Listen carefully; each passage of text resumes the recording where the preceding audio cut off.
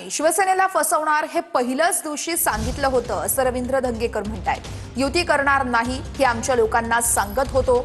शेवटच्या 10 मिनिटात AB forms पोहोचवायलाही वेळ मिळाला नाही असं धंगेकरांनी म्हटलंय। भाजप विश्वासाला पात्र नाही, त्यांनी आम्हाला गाफील ठेवलं असंही धंगेकर म्हणतायत। शिवसेना शिंदे गटाचे नेते रवींद्र धंगेकर सध्या आपल्या सोबत आहेत। आपण त्यांच्यासोबत चर्चा करू। पुणे महानगरपालिकेसाठी भाजप आणि शिवसेना यांची युती होणार अशी चर्चा होती, मात्र अंतिम टप्प्यामध्ये युती झालेली नाही। आता तुम्ही स्वबळावरती लढत आहात, कसं आता प्रतिसाद मिळतोय आणि कसं आव्हान तुमच्या समोर असणार आहे महानगरपालिकेचं?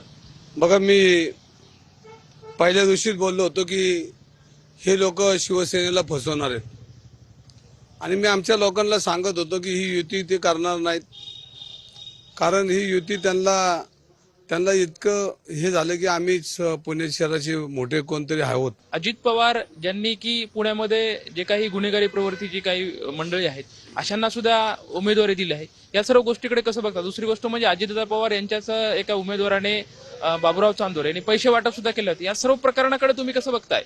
बघा, ह्याच्यामध्ये माझं बऱ्यापैकी काम 2 दिवस अजितदादा करतायत। जय जिनेंद्र म्हणून त्यांनी हाक दिली, म्हणजे माझं काम दादा सध्या चांगलं करतात। आणि गुन्हेगारींचा विषय राहिला तो गुन्हेगार कुठल्या कुठल्या पक्षात आहे सगळ्यांना माहिती आहे, पण पुण्याचं नेतृत्व आहे ना, खरं सांगतो, ज्यांच्या हातामध्ये नेतृत्व दिलं हे मंगळसूत्र चोर आहेत आणि मंगळसूत्र चोरांना हे ताब्यात दिलेलं आहे पुणे।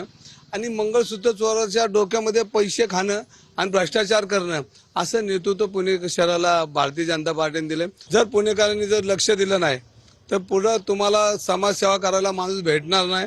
गरीबातला गरीब कार्यकर्ता हा भविष्यात नेतृत्व करणार नाही आणि मग नेतृत्व करायचं असेल तर फक्त शिवसेना हा पक्ष असा आहे की सर्वसामान्य कार्यकर्त्यांना उमेदवारी दिली आणि ही उमेदवारी देऊन भविष्यात गरीबातला कार्यकर्ता गरीबाची जाण असते।